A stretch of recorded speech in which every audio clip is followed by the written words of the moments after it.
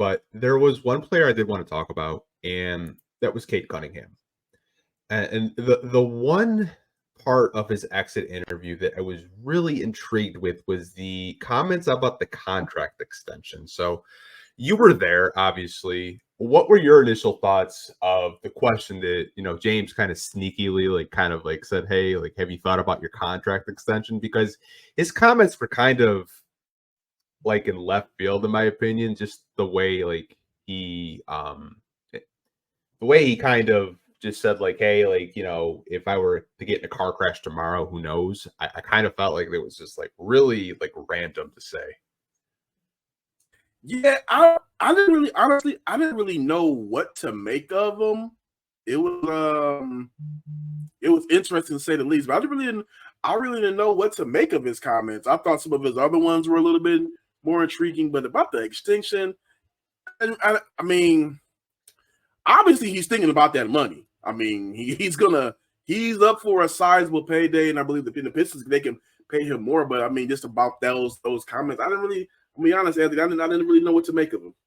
I'm still trying to figure out what exactly that means. Maybe we'll find out in the coming days.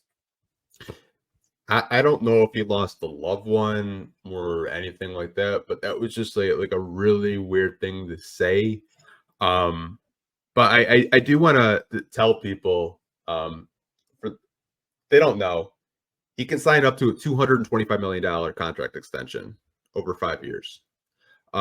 If he makes All NBA, that could go up to $269 million, which is that's a lot of money. In your opinion, do you think that the Pistons are just going to give him that blank check and just give him that $225 million?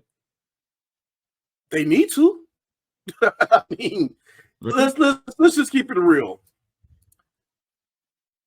I believe, and this is in my personal opinion, I believe there are two players on this roster that I would say need to stay.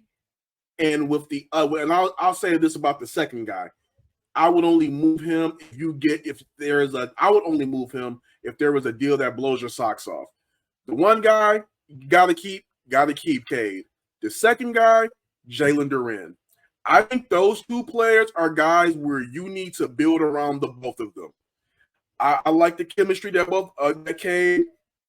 I like the chemistry that Cade and that Jalen and Ivy have. Really think that there could be something there with Cade and Jalen. We heard of the work, and we saw some clips of the work they did to Team USA last year, and we've seen some flashes out there on the court this year.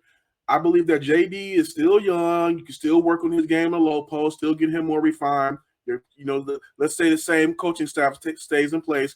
Brian, the work he's been doing with Wiseman, he's been working with JD, and JD's been getting better. He's been getting better. Still, probably needs to work more on that defensive IQ in the low post, and even get a move he can do consistently in the offense. But I mean, he's a freak of nature. And I say that with respect. I hate using the word freak when describing players. He's a freak of nature. And Cade is just like, if you get rid of him, you get rid of Cade, you have to be getting back multiple picks. And it would be kind of hard to sell because of maybe it might be a hard sell because of their record, but you got to get something back to move Cade. And I don't think you're going to get back the value that you want for Cade if you were to even think about moving him, but you shouldn't. So yes, in my roundabout long way to the answer, give him the extension and build this team around him correctly.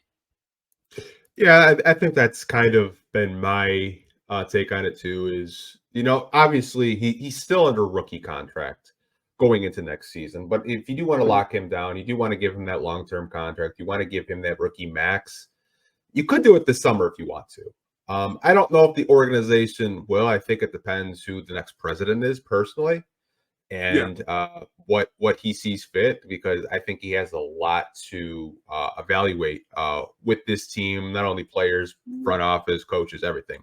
I think over the next president, and we're going to get into it a little bit later, has a lot to evaluate with this team.